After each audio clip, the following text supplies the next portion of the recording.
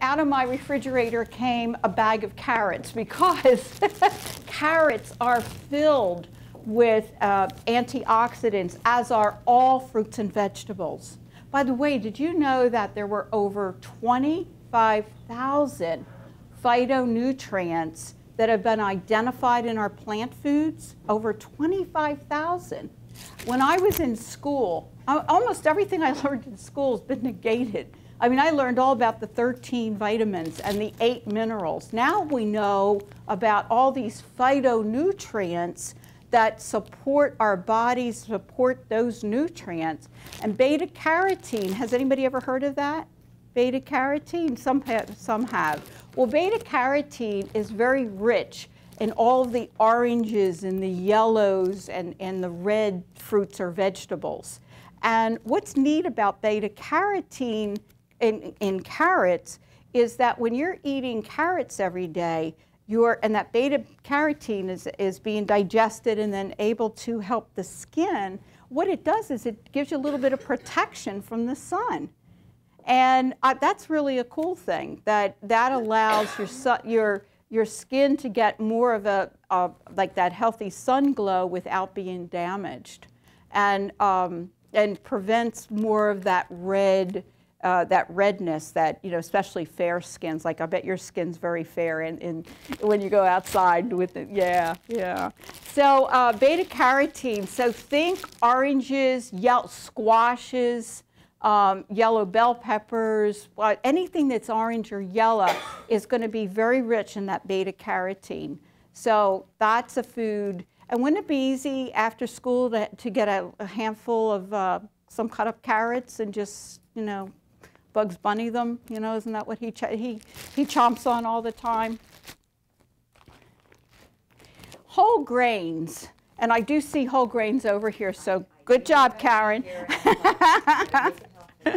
I happen to have this package empty here, and what this is, I don't know if you bring sandwiches to school or not, but so many of the breads have so many of those extra chemicals that the skin is going to not like. And, again, that breakout comes from toxins or a toxic, I'm not going to call it toxic from the food, but what happens is the body uses the liver to help with digestion. So any chemicals are going through the liver, and then the liver creates that toxic reaction, and part of that could be part of the skin. Is that what you're, okay. So when you can buy whole grain, the more that you can buy whole grain, the neat thing is it's fiber. And the more fiber, and that's why I'm talking about fruits and vegetables today too, because anytime you eat fruits and vegetables, you're getting extra fiber. Well, what that fiber does is it sort of locks in some of those chemicals and it gets it out of your body. The amount of servings, and serving is considered about a half cup, amount of servings of fruits and vegetables every day really is more in the neighborhood of 10 to 13. And it depends on your activity level. Like if you're running track or basketball or any of the sports, then you actually need more fruits and vegetables. If you're this little 60-pound, 70-pound, you need like 6 or 7 servings. So it has to do with weight, and then it has to do with activity level. So fruits and vegetables servings. And a good way to gauge that is every time you eat, you take your plate and you put at least 3/4 of that plate in I call them plant food, so fruits, vegetables, maybe a sweet potato with no butter and brown sugar on it, and marshmallow, no, that's chemicals, and then broccoli and maybe carrots. So all of a sudden, and then whatever protein you're eating, then that only takes up 1/4 of the plate. So that's a good way to kind of eye it, is to take a plate and then make sure it's mostly vegetables.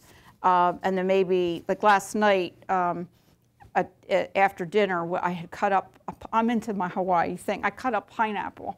And it wasn't as good as the one in Hawaii, but it was pretty close. but that was our dessert, was, you know, and talk about sweet, melt in your mouth. All right, so fruits, vegetables, we talked about carrots, berries. I haven't said anything about them, but again, that's in that same category. Any berries that you can eat. Eating breakfast in the morning, you know, have frozen blueberries in the home and throw a little handful of frozen berries. In fact, one thing I do is I was trying to get away from sugar because, trust me, I was as much of a sweet tooth as anybody else. And I was eating oatmeal, and I went to the plain oatmeal, and I made a discovery. I found that if I put some cinnamon in the oatmeal, and then I took frozen, and this is the key, frozen blueberry, and put that in my hot oatmeal, and I stirred it, the blueberry, the sugar in the blueberry, your natural sugar, suddenly my oatmeal got a little sweeter. And then with that cinnamon, it really makes a big difference. So that's a way of kind of moving away from sugar a little bit if you're an oatmeal person, and trying blueberry or another frozen fruit. It works well with raspberries too. Actually, that was another fruit. It doesn't work well with strawberries. There's not enough. When I break down this, it doesn't seem to do the same thing, but the blueberry and raspberry really sweetens the oatmeal without sugar. So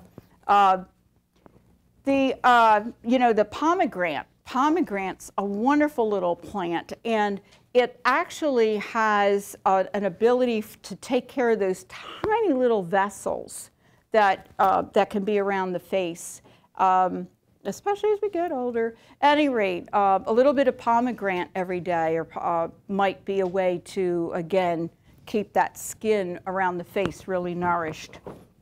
And then earlier I mentioned the nuts and how the omegas, well, that goes for fish also.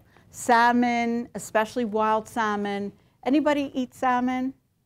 Oh, good. We've got, and then we have a couple that aren't raising their hands. How about tuna? About any fish? Okay, okay. Okay, then a plant omega would be flaxseed, and grinding up a little bit of flaxseed and kind of hiding that somewhere would be a way. But for people that like your fish, salmon and even canned tuna have some of those omegas in it. And it goes back to what I was saying before, our body needs healthy fat every day to keep the skin healthy. The research on skin is, and that relationship to food, it's evolving. It's evolving. In fact, I have a study right here that showed that plant foods increase micronutrition in the skin after 90 days. But the research, so far, the skin-friendly foods that I've been talking about tonight include any of the orange yellows, carrots, I forgot to mention, apricots would be another one, but any of the orange fruits or vegetables. I gave you my tip on the blueberries. So blueberries or pomegranates, some of the seeds and the berries. Spinach and other green leafy vegetables, that's another one we haven't talked about. But anything green is going to have those antioxidants as they digest, get into the skin. As long as you're hydrating, you know, remember, think about that hydration, that water, as that river that's going to come and just bathe all that beautiful skin with all the nutrients of the food, the good plant foods that you're eating. We talked a little bit about nuts and seeds. Fish, especially salmon, we talked about nuts. So eating more fruits and vegetables, drinking water, limiting sweets, all of those, and doesn't that fit for life in general when we talk about healthy eating? So what I've talked about tonight is not really rocket science. I didn't need a master's to tell you all that.